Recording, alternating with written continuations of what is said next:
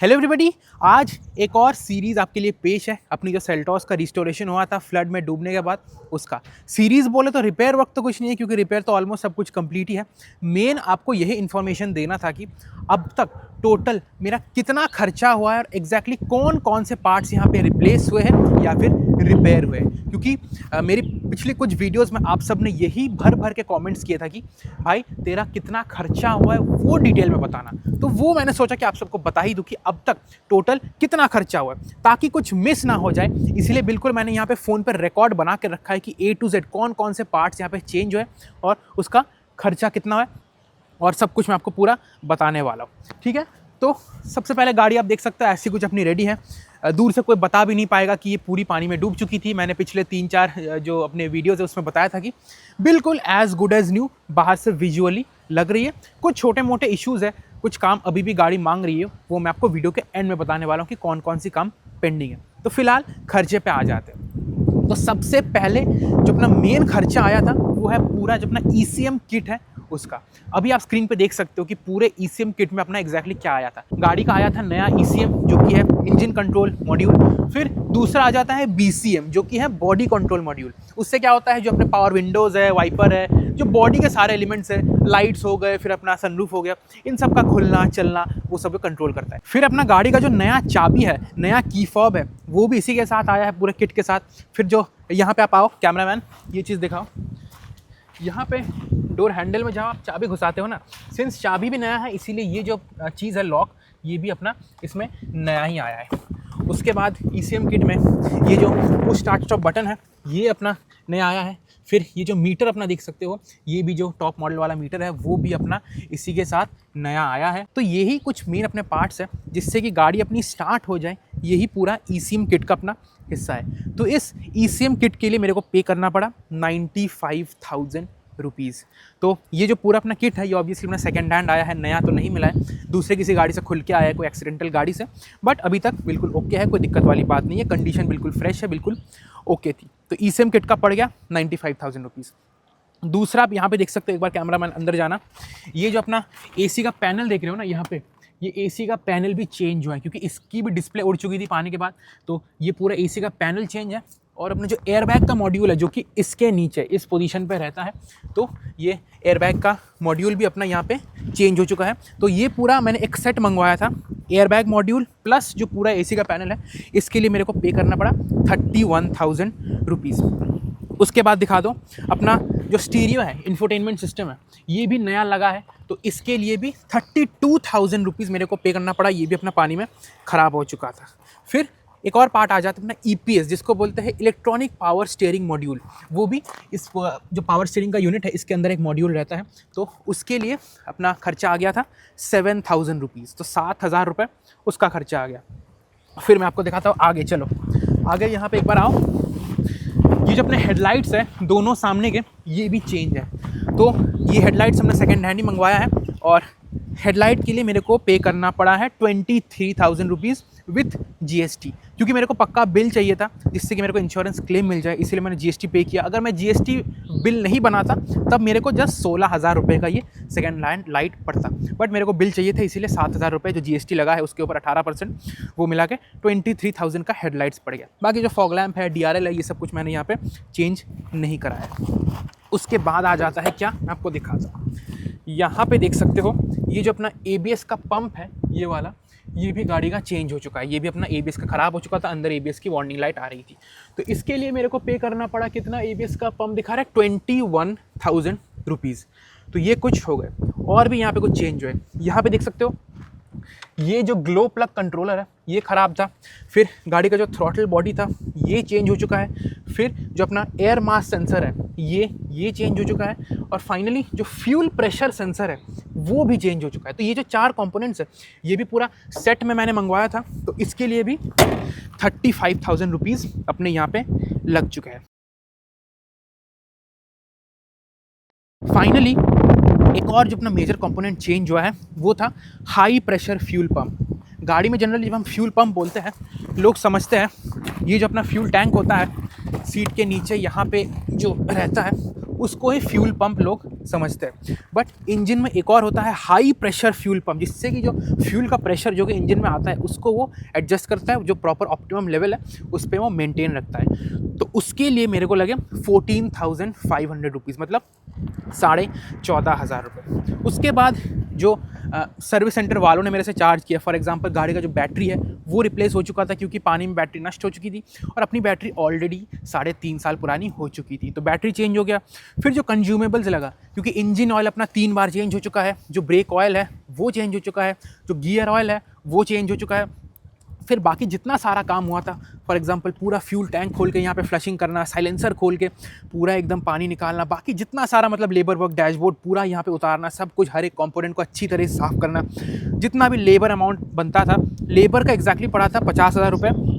और जो battery consumables, गाड़ी में स्टीयरिंग का भी काम हुआ था, स्टीयरिंग का जो क्लॉक स्प्रिंग है वो चेंज हो चुका था। अभी फ़िलहाल टेम्पररी बेसिस पे एक चाइनीज़ जो क्लॉक स्प्रिंग है वो लगाया गया है, मैं आपको दिखाता हूँ उसका इशू क्या हो रहा है। उसके बाद जो स्टीयरिंग कॉलम है वो अपना चेंज नहीं हुआ है, उसको लेद मशीन पे ले जाके मशीनिंग किया गया है, जिससे कि फ़िलहाल सही चल रही है।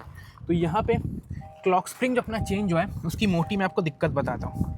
क्लॉक स्प्रिंग बेसिकली अपना जो हॉर्न है, एयरबैग का मॉड्यूल है, जो कंट्रोल्स है, पूरा इलेक्ट्रिक सप्लाई है स्टीयरिंग का वो यहाँ पे ट्रांसफ़र करता है। तो सिंस क्लॉक स्प्रिंग अपना चाइनीज़ है, इसीलिए जो राइट साइड के कंट्रोल्स है कुछ भी यहाँ पे काम नहीं कर रहे हैं, MID को ब्राउज़ नहीं कर पा रहे, क्रूज़ कंट्रोल पे हम गाड़ी को नहीं चला पा रहे।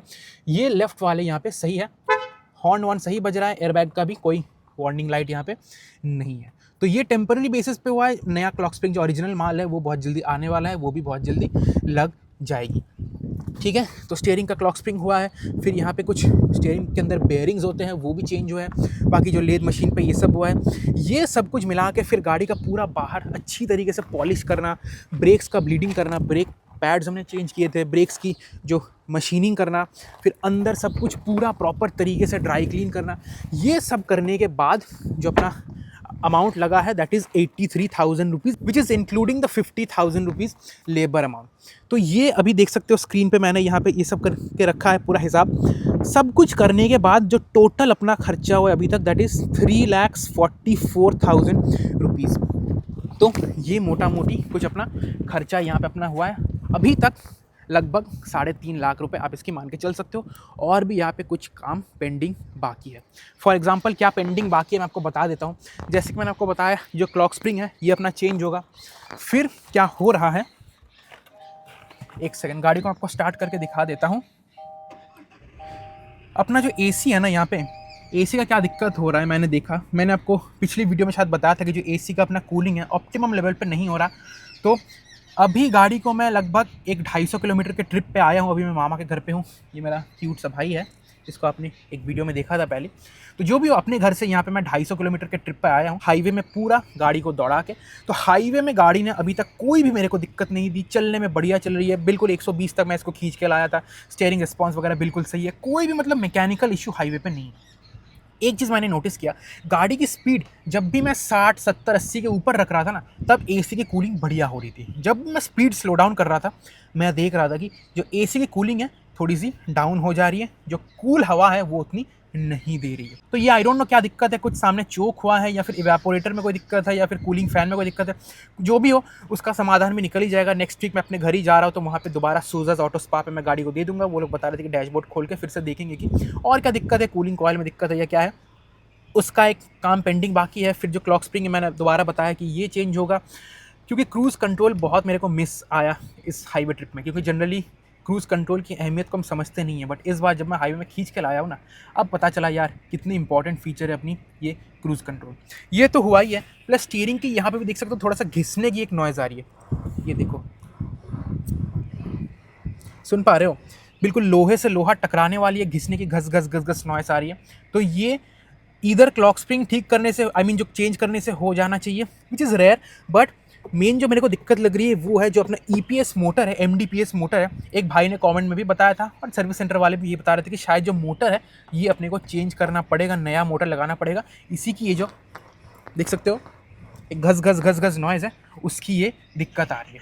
एक और चीज़ मैंने देखा, गाड़ी का जो यहाँ पे मैंने आपको शायद बताया भी था, जो डीजल फिल्टर है ना, उसकी ये वार्निंग लाइट ये दिखा रही है। तो डीजल फिल्टर एक बार चेंज करके देख लेंगे। अगर वार्निंग लाइट चली जाती है then it is well and good, अगर नहीं जाती तो डीजल जो फिल्टर है उसके अंदर एक सेंसर जाता है जिसको वाटर सेंसर बोलते हैं। वो बेसिकली सेंस करता है डीजल फिल्टर के अंदर वाटर लेवल कितना है, क्योंकि डीजल फिल्टर का मेन काम है जो डीजल है उसको इम्प्योरिटी और वाटर से सेपरेट करना। तो वाटर लेवल अगर हाई हो जाता है तो सेंसर वो डिटेक्ट करता है, तब ये वार्निंग लाइट आ जाती है। तो फिल्टर चेंज करने के बाद अगर वार्निंग लाइट चली जाती है वेल एंड गुड, अगर नहीं जाती तो पूरा जो वाटर सेंसर है उसको भी चेंज करना पड़ेगा। फिर मेन आ जाता है ये जो मीटर की रीडिंग आप देख सकते हो, क्योंकि ये जो क्लस्टर मैंने लगाया है ये अपना सेकेंड हैंड एक क्लस्टर वहाँ पे लगाया है। तो यहाँ पे ओडोमीटर की आप रीडिंग देख सकते हो 1,90,000 किलोमीटर। भाई इतना ज़्यादा रीडिंग लेके मैं क्या करूँ, क्योंकि मेरी गाड़ी डूबने के पहले एग्जैक्ट मैं आपको रीडिंग बता देता हूँ, वो थी 41,700 किलोमीटर्स।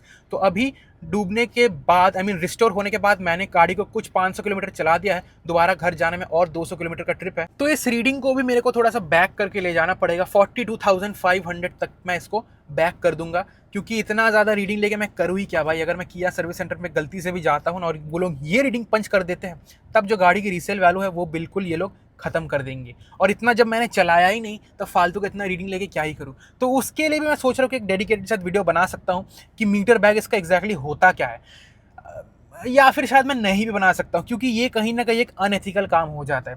मेरे को करना पड़ रहा है क्योंकि मेरी मजबूरी है, मैंने गाड़ी को इतना चलाया ही नहीं, तो इसीलिए इतना रीडिंग लेकर मैं क्या करूँ। बट कुछ लोग होते हैं अनएथिकल प्रैक्टिसेस के लिए ऐसे ही अपनी मीटर को बैक करवा देते हैं विदाउट एनी रीज़न। तो शायद पता नहीं, मैं शायद दिखा भी सकता हूँ कैसे बैक करना है, शायद नहीं भी दिखा सकता हूँ, वो डिपेंड करेगा एक हफ्ते बाद मेरा मूड कैसा रहता है। एंड फाइनल जो इशू मेरे को यहाँ पे लग रहा है, कभी कभी आ रही है कभी कभी नहीं आ रही। मान लो अगर स्टीयरिंग को आपने पूरा एक साइड पे काट दिया ना, तब आगे यहाँ से अभी तो नहीं आ रही, पूरा किसी एक साइड है तो इस साइड या फिर इस साइड पूरा एक बार काट दो ऐसा, फिर यहाँ पे इस साइड से कर कर कर कर कर कर कर कर की एक नॉइज़ आ रही है। तो वो एग्जैक्टली क्या नॉइज़ है, स्टीयरिंग रैक की नॉइज़ है या फिर मोटर से ही कुछ लिंक है या फिर और कुछ यहाँ पे कोई दिक्कत बन गई है, I don't know exactly. But जो भी हो, नेक्स्ट वीक गाड़ी को मैं दोबारा सूरज ऑटोज़ पे देने वाला हूँ। वहाँ पे 3-4 दिन गाड़ी रहेगी, बची कुची जितनी सारी भी प्रॉब्लम्स है सब कुछ फिक्स हो जाएगी और गाड़ी बिल्कुल अपनी 100% जिसको ओके की रिपोर्ट बोलते हैं उस पोजीशन पे आ जाएगी। तो सूरज ऑटोज़ के जो ओनर है, मैंने उनको नहीं दिखाया कभी भी अपनी वीडियोज़ में, क्योंकि वो थोड़ा सा शाई है। वो बोलते हैं कि यार तुम मेरे को कैमरा में मत लो, तुम काम सब कुछ दिखाओ बट मेरे को मत लो। कुछ लोग होते हैं कैमरा कॉन्शियस, नथिंग टू से। बट उन्होंने मेरे को एक और सजेशन दिया है, कुछ टाइम बाद अभी तुम्हारा इतना मोटा खर्चा हो गया है गाड़ी को लेके 3,45,000 और पेंडिंग जितना काम है उसका और मैं 15,000 जोड़ रहा हूँ, तो सब कुछ मिला के 3,60,000 तुम्हारा खर्चा जब हो ही गया है, तो अभी थोड़ा दिन रुक जाओ। 3-4 महीने बाद ये जो अपने फॉग लैम्प्स है ना, इसको चेंज करवा लो, क्योंकि फर्स्ट ऑफ ऑल देख सकते हो इसमें वेपर तो जम ही रहा है। एक बार हमने हीट गन से वेपर निकाला था बट फिर से ये वेपर दोबारा यहाँ पे आ चुका है। एंड सेकंड, गाड़ी की हेडलाइट्स वैसे इतनी घटिया है, ना इसमें कोई थ्रो है ना ही कोई इंटेंसिटी है। तो उन्होंने मेरे को सजेस्ट किया, इसका पूरा एक ब्रैकेट आता है बिल्कुल इसी शेप का, इसमें फॉग लैम्प में तुम प्रोजेक्टर लगा सकते हो। अगर प्रोजेक्टर लगा दोगे तो ऑब्वियसली तुम्हारी जो वेपर वाली फॉग लैम्प्स है वो तो हट ही जाएगी, प्लस काफ़ी इंटेंसिटी तुमको लाइट में मिलने वाली है, तो हेडलाइट की जो तुम्हारी समस्या है वो भी चली जाएगी। तो वो भी शायद मैं 3-4 महीने बाद ये वाला काम करवा सकता हूँ। तो यही था एक वीडियो, मैंने आपको सोचा बिल्कुल पूरा ब्रेकअप में दिखा दूं कि एग्जैक्टली कितना अपना खर्चा हुआ है और कौन कौन से पार्ट्स यहाँ पे या तो रिपेयर हुए हैं या फिर रिप्लेस हुए हैं। तो मोटा मोटी बातचीत करें तो अभी तक 3,44,000 मेरे जेब से जा चुके हैं और भी मैं अप्रॉक्सीमेटली और 15,000 रुपये मान के चल रहा हूँ और जो पेंडिंग है वो सब करवाने में। तो एक समरी की बातचीत करें तो अगर आपकी भी डीजल किया सेल्टॉस पूरी तरीके से पानी में डूब जाती है तो इसको पूरी तरह से रिस्टोर और बिल्कुल फ्लॉलेस कंडीशन में लाने के लिए आपका जो खर्चा है वो लगभग 3.5 लाख रुपए से 3,60,000 तक का जाना चाहिए। ये कोई हार्ड एंड फास्ट रूल नहीं है, कम भी हो सकता है ज़्यादा भी हो सकता है, डिपेंड करता है कौन कौन से पार्ट ख़राब होते हैं और नहीं। फॉर एग्जांपल एक और सोनेट डीजल, बिल्कुल डीजल ऑटोमेटिक सोनेट अपनी वर्कशॉप पे आई थी, तो उसका भी इतना लेवल तक पानी था बट वो अंडर 3 लाख रिपेयर हो गई, उतना कुछ ख़राब नहीं हुआ है। बट इसमें कुछ प्रॉब्लम्स आ गई, क्या पता अगर कोई दूसरी किया सेल्टॉस आती इतनी ही डूबी हुई, उसकी शायद और भी कुछ ख़राब होती, शायद उसका 4 लाख रुपए तक भी जा सकता है। तो मैं ये नहीं बोल रहा कि अगर आपकी भी डीजल डूब जाती है, डीजल किया सेल्टॉस, तो आपका एग्जैक्टली इतना ही बिल आने वाला है। ये जस्ट मैंने आपको रफ आइडिया दिया है कि मेरा कितना बिल आया, ऑब्वियसली प्लस माइनस इसमें हो ही सकता है। अब इंश्योरेंस की बातचीत करें, क्योंकि बहुत भाई ये भी पूछ रहे थे कि इंश्योरेंस में तेरे को कितना मिला, कितना नहीं मिला। तो इंश्योरेंस का प्रोसेस अभी भी चल रहा है। जो अपना सर्वेयर है, अभी तक उसको टाइम नहीं मिला कि वो आके एक बार फ़ोटो वोटो ले ले, जो जिसको फाइनल इंस्पेक्शन बोलते हैं, वो प्रोसेस अभी भी इसमें बाकी है। तो सर्वेयर शायद नेक्स्ट 4-5 दिन में आएगा, फाइनल इंस्पेक्शन करेगा और जो नेसेसरी डॉक्यूमेंट्स है वो मेरे से लेगा, फिर अपना जो प्रोसेस है वो चालू होगा। अब मेरा तो कैशलेस नहीं है, मैंने बार बार अपनी हर एक वीडियो में आपको बताया कि मेरा जो इंश्योरेंस है ये कैशलेस नहीं है, तो रीइंबर्स बेसिस पे मेरे को मिलेगा। अब 3,60,000 में कितना मेरे को मिलता है आई डोंट नो, क्योंकि गाड़ी में कुछ सेकंड हैंड पार्ट्स जो लगे हैं उसका प्रॉपर कुछ पार्ट्स के बिल है, कुछ के बिल नहीं है। तो कोशिश करेंगे जितना हो सके मिल जाए, जितना हो सके मेरा जो अपना पर्सनल लॉस है वो मिनिमाइज़ हो जाए। तो उसकी बातचीत तब करेंगे जब इंश्योरेंस का प्रोसेस अपना प्रॉपर चालू होगा। अगर सर्वेयर आता है, अगर वीडियो बनाने देता है, तो मैं आपको बना के दिखाऊंगा कि कैसा अपना प्रोसेस होता है। उस पर डिटेल बाद में करने वाले। तो यही था वीडियो जहाँ पर मैंने आपको दिखा दिया कि एग्जैक्टली कितना अपना खर्चा हुआ है। नेक्स्ट वीडियोस में शायद मैं आपको यही दिखाने वाला हूँ कि और जो अपना पेंडिंग काम है वो कैसे हो रहा है, कितने में हो रहा है, वो सब कुछ शायद आपको नेक्स्ट वीक तक मिल जानी चाहिए, या फिर उसके बीच में शायद और भी कुछ वॉक अराउंड या फिर कुछ ड्राइव रिव्यू मिलनी चाहिए। आई डोंट नो, तब की तब देखेंगे। अभी इस वाली वीडियो को आप एंजॉय करो। वीडियो पसंद आया वीडियो को लाइक करना, पसंद नहीं आया डिसलाइक भी कर सकते हो। कॉमेंट में बता देना कि अगर आपकी भी कार ऐसी डूबी है, आई विश ना डूबी हो, बट अगर आपका भी कुछ सिमिलर ऐसा डूबने का लेवल था तो आपका कितना खर्चा हुआ है और आपके कौन कौन से पार्ट्स ख़राब हुए ये भी कमेंट में लिख देना। ठीक है, थैंक यू।